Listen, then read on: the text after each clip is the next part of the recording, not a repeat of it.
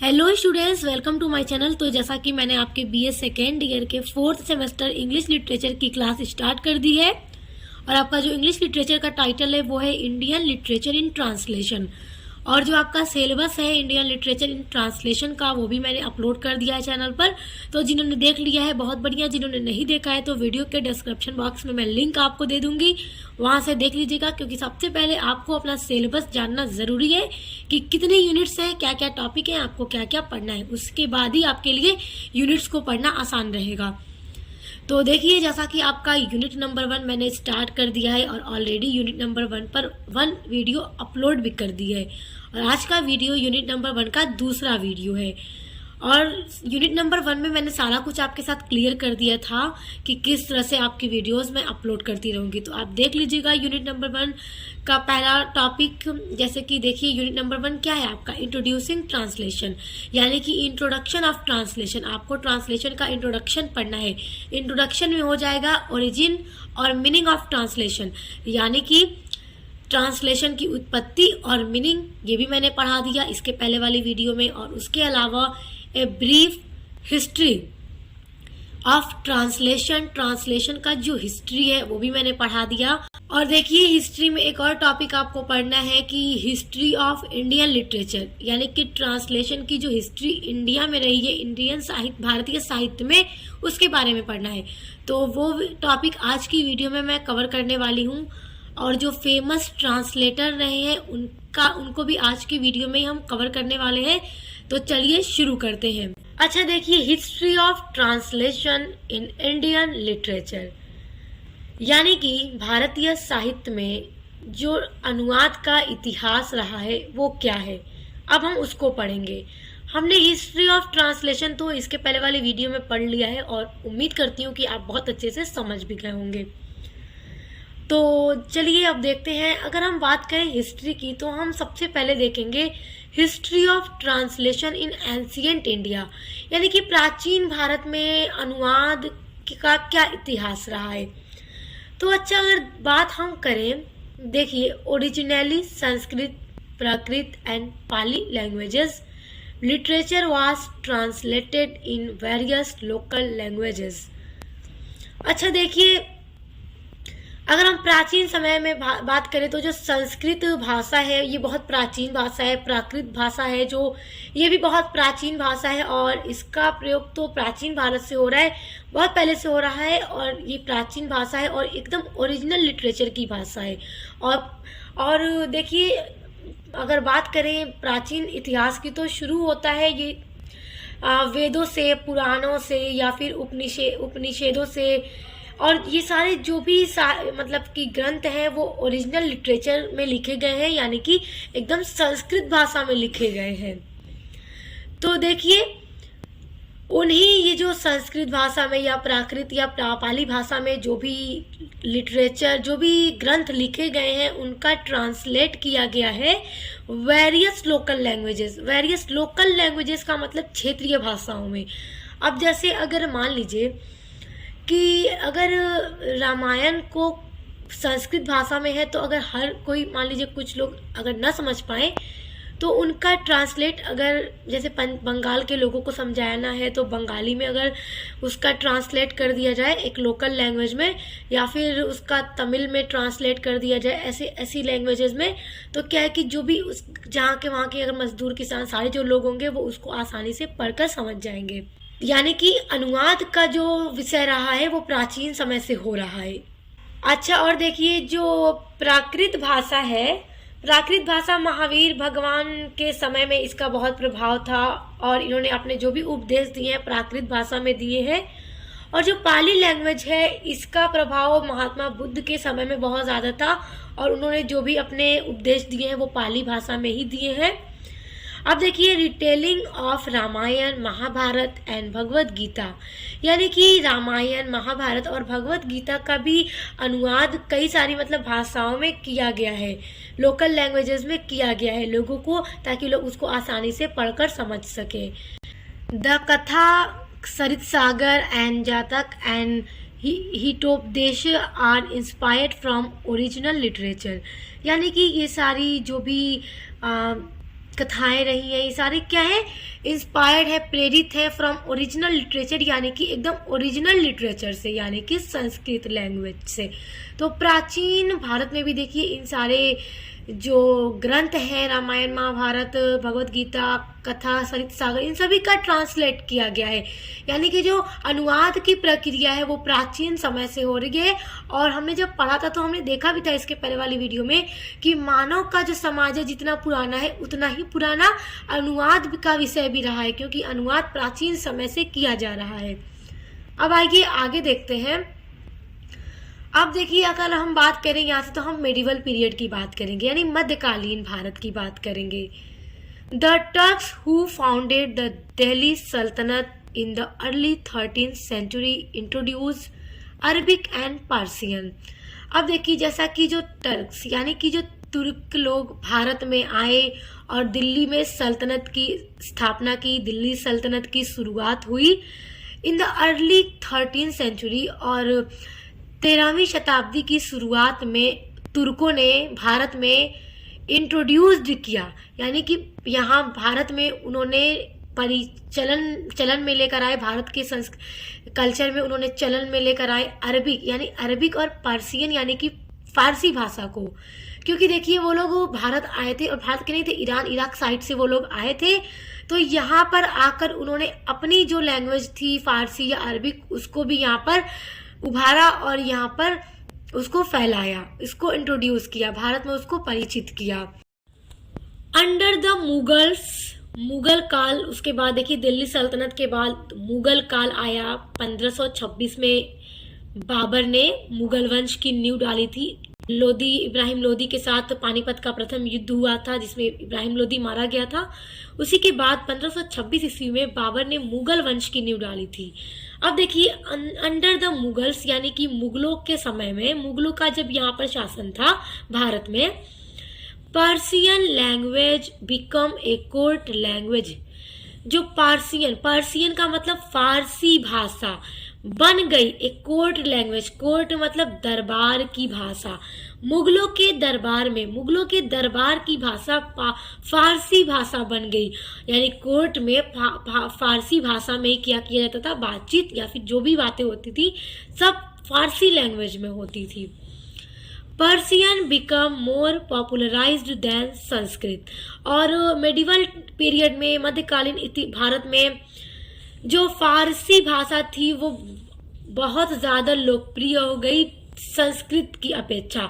यानी कि प्राचीन भारत में संस्कृत बहुत ज़्यादा पॉपुलर थी, लेकिन मेडिवल पीरियड में यहाँ पर भारत में फारसी लैंग्वेज बहुत ज़्यादा लोकप्रिय भाषा बन गई संस्कृत से भी ज़्यादा। Mughal courts had scholars and translators. अब देखिए मुगल कोर्ट्स यानी कि मुगलों के दरबार में स्कॉलर्स यानी विद्वान एंड और ट्रांसलेटर्स अनुवादिक थे।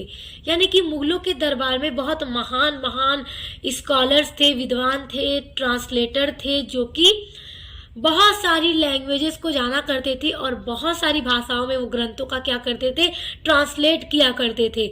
मुगलों के दरबार में अगर आप देखेंगे तो आपको ये बहुत ज़्यादा ऐसे मिलेंगे जो ट्रांसलेट किया करते थे, बहुत विद्वान लोग थे उस टाइम। अब देखिए Mughal emperor Akbar established a translation bureau in India in 19th century. देखिए मुगल एम्परर जो अकबर थे, मुगल बादशाह जो अकबर थे, उन्होंने स्थापित किया एक ट्रांसलेशन ब्यूरो को भारत में 16वीं शताब्दी में। ही वॉज वेरी इंटरेस्टेड, क्योंकि अकबर बादशाह बहुत ज़्यादा इंटरेस्टेड थे, उनको बहुत ज़्यादा रुचि थी in making available Indian ideas in Persian. यानी कि अकबर बादशाह बहुत ज़्यादा रुचि रखते थे जो इंडियन आइडियाज़ है, भारतीय जो विचार है, उनको फारसी लैंग्वेज में अवेलेबल कराने के लिए। क्योंकि देखिए ये लोग तो भारत, जैसे कि ये लोग तो मतलब जो वो तुर्क थे वो यहाँ भारत से तो थे नहीं भारत के, वो लोग तो ईरान इराक साइड से आए थे। और वो लोग जैसा कि उन्होंने फारसी लैंग्वेज लेकर आए थे और यहाँ पर उसको इंट्रोड्यूस किया। तो अकबर बादशाह जो थे वो चाहते थे कि जो भारतीय विचार हैं, जो भी चीज़ें हैं यहाँ की, उसको फारसी भाषा में भी अनुवाद कराया जाए ताकि लोग उसको समझ सकें, क्योंकि वो बहुत ज़्यादा इस चीज़ में इंटरेस्ट रखते थे। Mughal courts had translators and they translated for religious harmony. देखिए, मुगल दरबार में बहुत सारे ट्रांसलेटर थे, विद्वान थे जो अनुवाद किया करते थे, तो उन्होंने अनुवाद किया फॉर रिलीजियस हार्मोनी। अच्छा देखिए, रिलीजियस हार्मोनी का क्या मतलब है। अच्छा देखिए, जैसा कि भारत में हिंदू भी बहुत अधिक हैं, और उस टाइम मुगल बादशाह अकबर इस चीज़ में बहुत ज़्यादा रुचि रख रहे थे कि जो भारतीय विचार है उनको फारसी में अवेलेबल कराया जाए। तो इसके लिए उन्होंने क्या किया, ट्रांसलेशन कराना शुरू करवा दिया था। तो रिलीजियस हार्मोनी के लिए उन्होंने ट्रांसलेशन कराना शुरू किया, यानी कि जो दो मुख्य धार्मिक व्यवस्थाएं थी उनके बीच में सामंजस्य स्थापित करना उनका मेन उद्देश्य था। किनका? अकबर बादशाह का।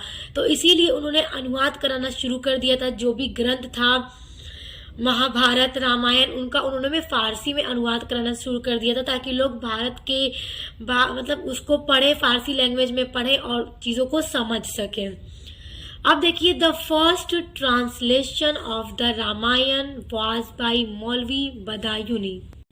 देखिए, मौलवी बदायूनी जो रामायण का जो पहला अनुवाद कराया गया मुगल बादशाह अकबर के आदेश पर, उसको किया था मौलवी बदायूनी ने। देखिए, मौलवी बदायूनी का जो पूरा नाम था मुल्ला अब्दुल कादिर बदायूनी था, और मौलवी बदायूनी ने क्या किया, अकबर के आदेश पर रामायण ग्रंथ को फारसी भाषा में अनुवाद किया था। और देखिए, जो मौलवी बदायूनी थे वो अकबर के दरबार में बहुत ही महान विद्वान थे, जो कि अनेक भाषाओं को जानते थे। जैसे कि जो मौलवी बदायूनी थे वो अरबी, फारसी, संस्कृत, उर्दू सभी भाषाओं के विद्वान थे, वो सभी भाषाओं को जानते थे। और अकबर के आदेश पर उन्होंने क्या किया, रामायण को फारसी भाषा में अनुवाद कर दिया।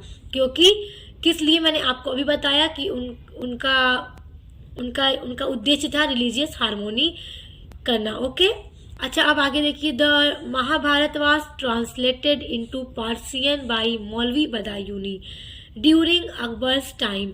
और देखिए, अकबर ने ट्रांसलेशन की, ये जो ट्रांसलेशन के लिए उन्होंने क्या किया था कि ब्यूरो भी बनाया था, और उन्होंने ही उनके आदेश पर फिर मौलवी बदायूनी ने महाभारत को भी फारसी भाषा में अनुवाद किया था।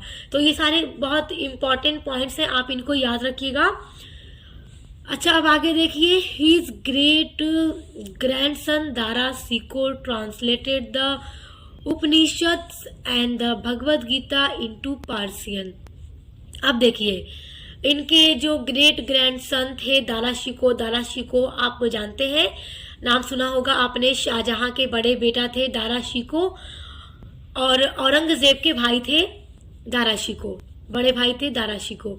तो दारा शिकोह ने भी उपनिषद को फारसी भाषा में अनुवाद किया। उसके अलावा भगवद गीता को भी दारा शिकोह ने फारसी भाषा में अनुवाद किया। तो याद रखिएगा, दारा शिकोह ने उपनिषद और भगवद गीता का फारसी लैंग्वेज में अनुवाद किया था।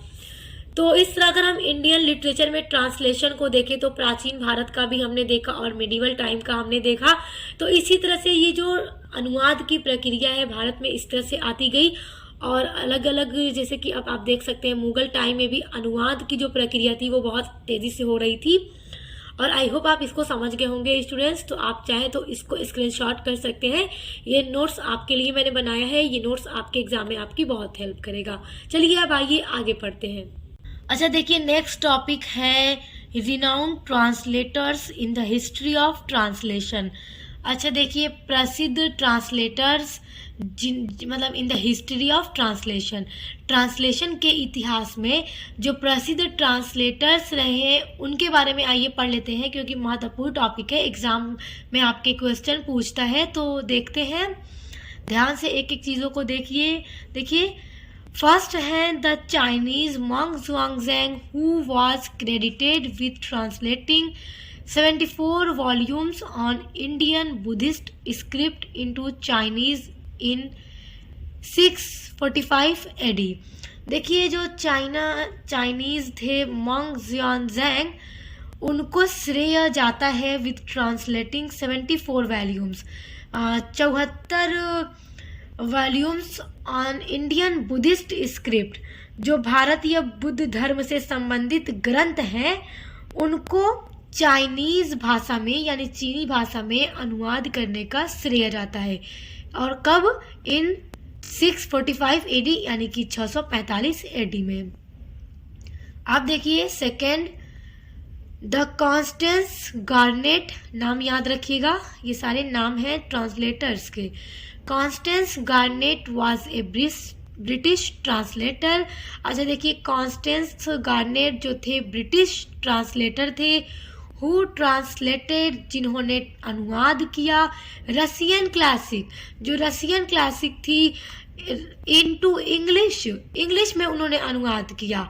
In the late 19th century, यानी कि 19वीं शताब्दी के अंत तक उन्होंने क्या किया? रसियन क्लासिक को इंग्लिश में अनुवाद किया।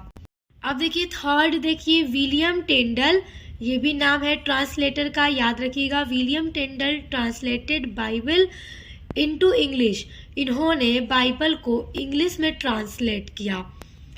फोर देखिए, Gregory Rabassa was an American literary translator. अच्छा देखिए, ग्रेगोरी रबासा जो थे वो अमेरिकन लिटरेरी ट्रांसलेटर थे, यानी कि साहित्य के अनुवादक थे। हु ट्रांसलेटेड, जिन्होंने अनुवाद किया था।